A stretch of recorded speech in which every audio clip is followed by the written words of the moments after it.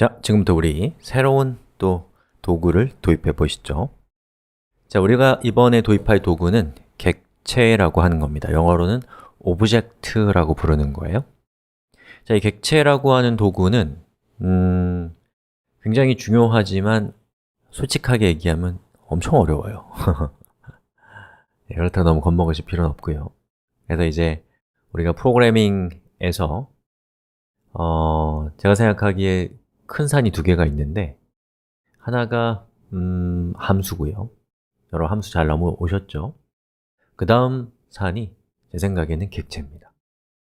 그리고 이 객체라고 하는 것은 함수랑 대립되는 개념이 아니라 함수라는 것 기반 위에서 객체라고 하는 것이 존재하는 거기 때문에 지금까지 우리가 배운 것과 완전히 다른 트랙이 아니라 그 트랙이 더 심화되는 거라고 생각하시면 되겠습니다.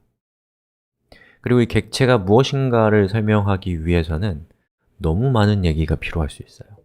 그래서 저는 제가 생각하는 객체가 갖고 있는 여러 가지 다면적인 얼굴들이 있을 거 아니에요? 그 중에서 딱 하나만 여러분에게 말씀드릴 겁니다. 여러분은 그 하나의 그 객체의 어떤 특성 또는 존재 이유 또는 기능?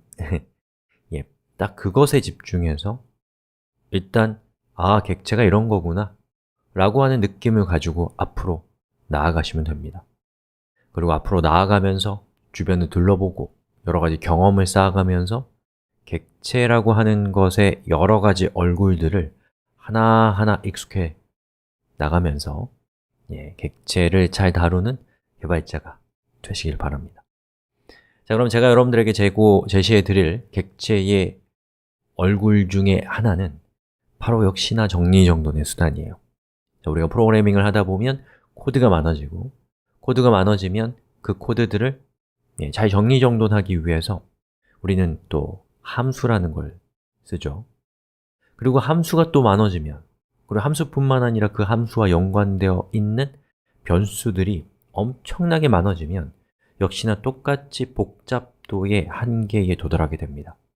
바로 그러한 한계 사항에서 서로 연관된 함수와 서로 연관된 변수를 같은 이름으로 그룹핑해서 잘 정리정돈하기 위한 도구, 그것을 저는 일단 여러분들에게 객체라고 말씀드리고 싶습니다.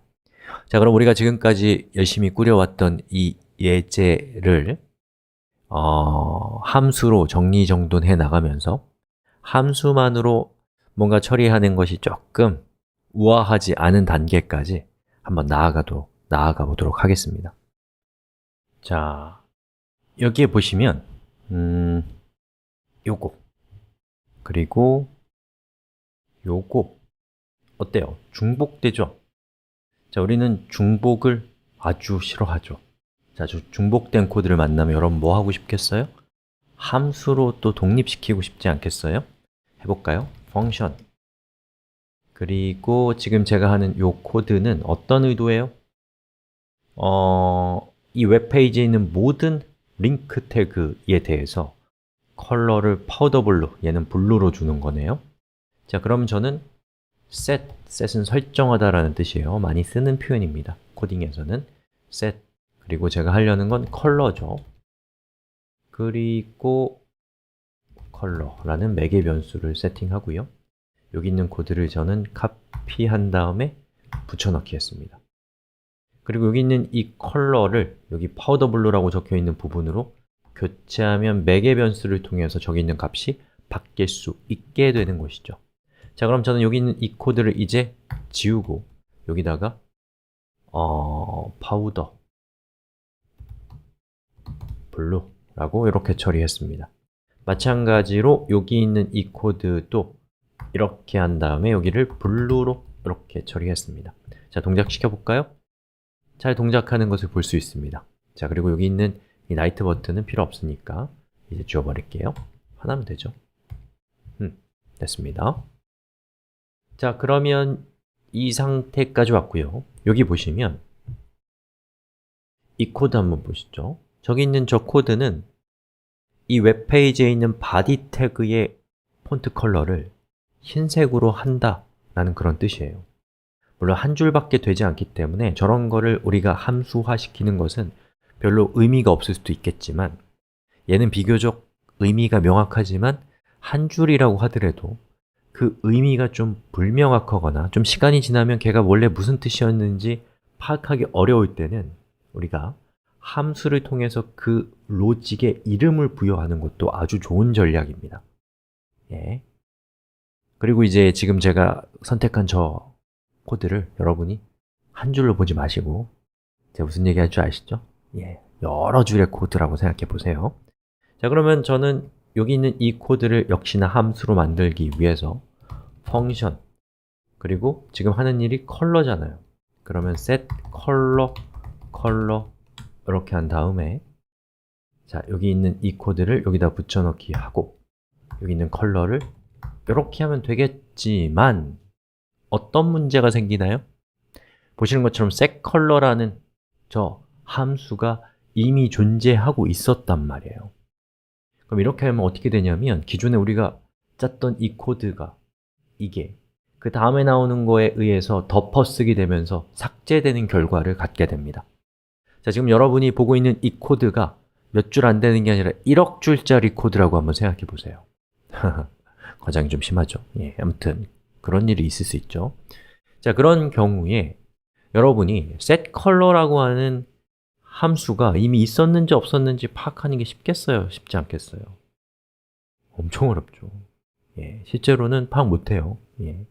그러면 이제 여러분이 setColor라는 걸 넣었는데 예, 그 사실을 바로 발견하면 좋지만 발견을 못했다가 나중에 굉장히 이 중요한 임무를 맡고 있는 어떤 시스템에서 이 이름이 중복되면서 다른 코드가 동작하게 되면 이것이 얼마나 심각한 일을 초래할 수 있을지에 대해서 상상해 보시란 말이에요.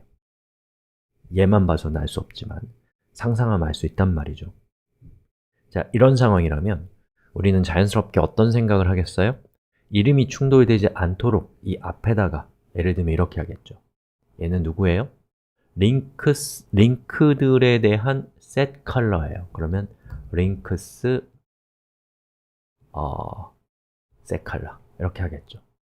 그리고 얘는 역시 그리고 얘를 바꿨으니까 이 밑에 있는 다른 친구들도 이렇게 바꿔줄 겁니다.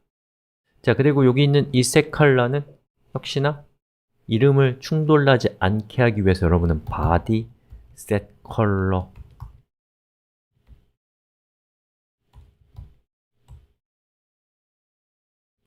라고 이렇게 할 수 있겠죠.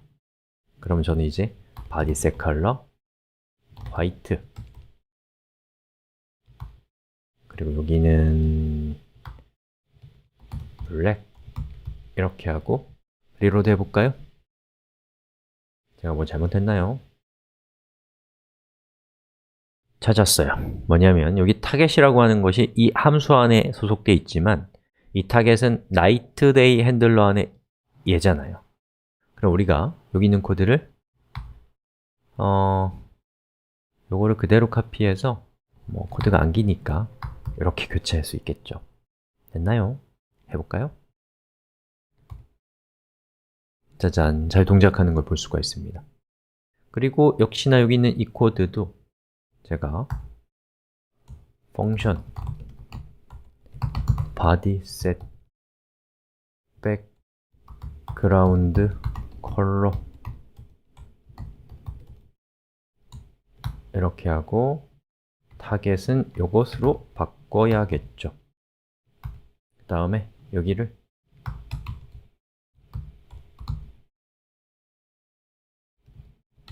black 여기를 화이트라고 하고 실행시켜보면 정확하게 뭔가 또 문제가 있네요. 알고 계시죠? 어떤 문제였는지. 여기 있는 블랙이 컬러로 이렇게 돼야겠네요. 자, 보시는 것처럼 정확하게 똑같이 동작하는 걸 볼 수가 있습니다. 자, 그런데 여기 있는 이것을, 저 이름을 저렇게 하는 것도 방법이지만 자바스크립트를 만든 사람들은 여러분이 이런 경우에도 사용하라고 꼭 이런 경우뿐만 아니라 여러 군데 사용됩니다. 이런 경우에도 사용하라고 객체라고 하는 것을 장만했어요. 즉, 서로 연관된 함수와 또 서로 연관된 변수들을 그룹핑해서 정리정돈하기 위한 수납상자로서 객체라고 하는 것이 존재한단 말이에요. 그러면 우리 여기 있는 이 코드를 원래는 변경해야 되는데 그건 나중에 할 거예요. 그럼 지금 뭐 할 거냐면 우리가 객체를 도입하면 객체를 사용하는 쪽의 코드는 어떻게 바뀌는가를 살펴볼 거예요. body라는 객체를 우리 만들 거고요. 그 객체 뒤에 점을 찍고 얘를 s로 하면 이렇게 될 겁니다. 그리고 얘도 마찬가지, .s. 그리고 여기 있는 links라고 하는 객체를 저는 만들 거고요. 요거는 이렇게. 그럼 밑에 있는 이 친구들은 역시나 이렇게 되고, 이렇게 되고, 이렇게 되게 되는 거죠. 잘 보세요. 어때요? 그냥 이름 자체를 그렇게 하는 것보다는 한번 좀 비유적인 표현인데 여러분이 여러분의 디스크, 저장 장치에 디렉토리가 없다고 생각해 보세요. 그럼 아마 여러분은 수백 개의, 수천 개, 수만 개의 파일들이 중복되지 않도록 파일의 이름을 엄청나게 길게 할 겁니다. 근데 그것을 정리정돈하라고 우리한테 어떤 도구가 주어져 있나요? 디렉토리 또는 폴더라고 하는 도구가 있기 때문에 우리는 그 폴더를 통해서 정리정돈할 수 있는 거죠. 여기 있는 이 객체라고 하는 것, 우리 아직 만드는 법 배우지 않았지만 저것도 여러분이 폴더라는 관점으로 보셔도 무방합니다. 그리고 또 하나 중요한 것, 여기 보시면 여기 다큐먼트라고 되어 있는 거 보이시죠? 저 다큐먼트라고 되어 있는 저것이 뭐예요? 객체라는 것을 알 수 있어요. 그리고 다큐먼트 점 뒤에 있는 쿼리 셀렉터라고 하는 것이 이 형태를 보니까 다큐먼트라는 객체에 속해 있는 함수라는 것을 알 수 있단 말이에요. 그리고 객체에 속해 있는 함수는 함수라고 하지 않고 method라고 부릅니다. 자, 그러면 지금 우리가 작성한 이 코드는 현재 동작하지 않는 코드예요. 그럼 어떻게 해야 되겠어요? 얘를 동작할 수 있는 코드로 바꿔야겠죠. 자, 그러면 그 방법은 우리 다음 시간에 객체가 무엇인가에 대해서 이론적으로 배우는 수업이 끝나고 난 다음에 우리 여기로 다시 돌아와서 저기 있는 것들을 진짜 객체로 만들어 봅시다.